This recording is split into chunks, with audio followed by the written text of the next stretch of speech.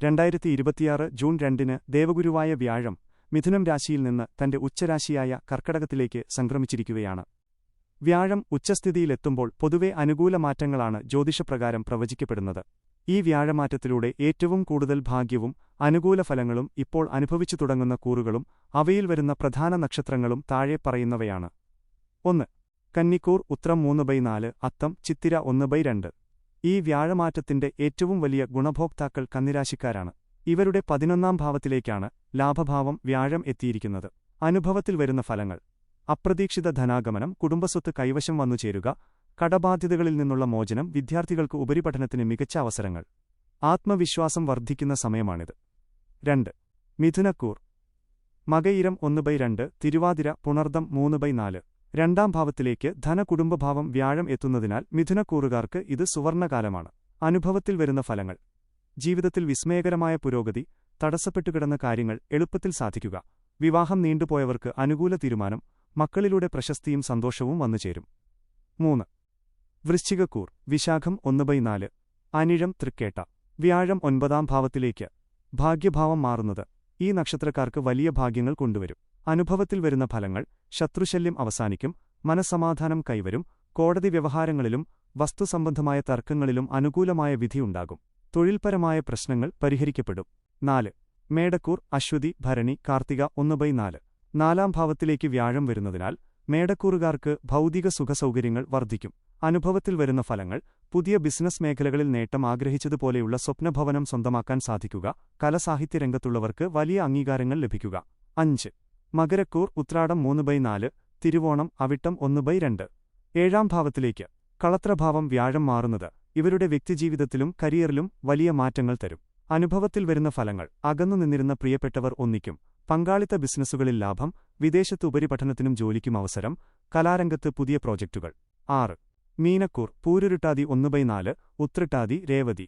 5ാം ഭാവത്തിലേക്ക് പൂർവ്വപുണ്യഭാവം വ്യാഴം എത്തുന്നതിനാൽ മീനക്കൂറുകാർക്ക് വലിയ ദൈവാനുകൂല്യം അനുഭവപ്പെടും. അനുഭവത്തിൽ വരുന്ന ഫലങ്ങൾ: തൊഴിൽ മേഖലകളിൽ അർഹിച്ച അംഗീകാരവും പ്രമോഷനും, സാമ്പത്തിക ഭദ്രത, കുടുംബത്തിൽ സമാധാനവും സന്തോഷവും നിലനിൽക്കും. ശ്രദ്ധിക്കുക: പൊതുവായ രാശിഫലപ്രകാരം ഈ നക്ഷത്രക്കാർക്ക് മികച്ച സമയമാണെങ്കിലും വ്യക്തിപരമായ ജാതകത്തിലെ ദശാകാലങ്ങളും ഗ്രഹനിലകളുമനുസരിച്ച് ഫലങ്ങളിൽ ചെറിയ വ്യത്യാസങ്ങൾ ഉണ്ടാകാം. ദോഷപരിഹാരത്തിനായി വ്യാഴാഴ്ചകളിൽ വിഷ്ണുഭജനം നടത്തുന്നത് ഉത്തമമാണ്. വ്യാഴമാറ്റത്തിന്റെ ഏറ്റവും അനുകൂലമായ ഫലങ്ങൾ അനുഭവത്തിൽ വരാനും ജാതകപ്രകാരമുള്ള വ്യാഴദോഷങ്ങൾ അകറ്റി ഭാഗ്യം നിലനിർത്താനും ചെയ്യേണ്ട പ്രധാന കാര്യങ്ങൾ താഴെ പറയുന്നവയാണ്. 1. വിഷ്ണുഭജനവും വഴിപാടുകളും.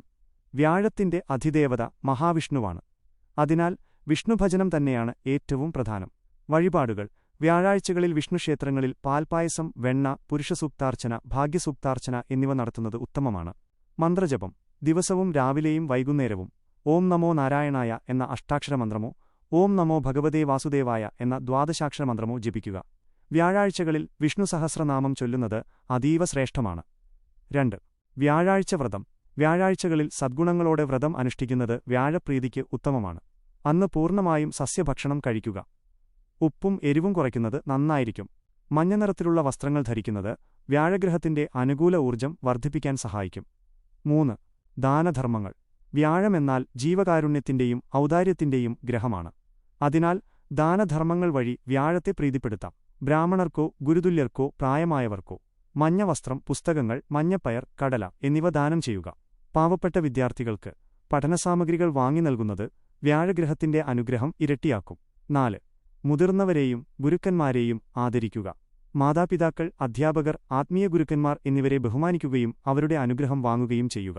ജാതകത്തിൽ വ്യാഴം എത്ര മോശമായാലും ഗുരുക്കന്മാരുടെ അനുഗ്രഹമുണ്ടെങ്കിൽ അതിന്റെ ദോഷം കുറയും.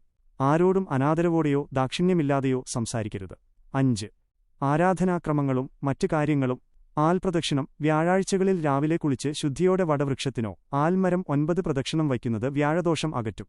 ശിവവിഷ്ണു ക്ഷേത്ര ദർശനം. വ്യാഴാഴ്ചകളിൽ ദക്ഷിണാമൂർത്തിക്കോ ശിവനോ മഞ്ഞപ്പൂക്കൾ കൊണ്ട് പുഷ്പാഞ്ജലി നടത്തുന്നതും നല്ലതാണ്.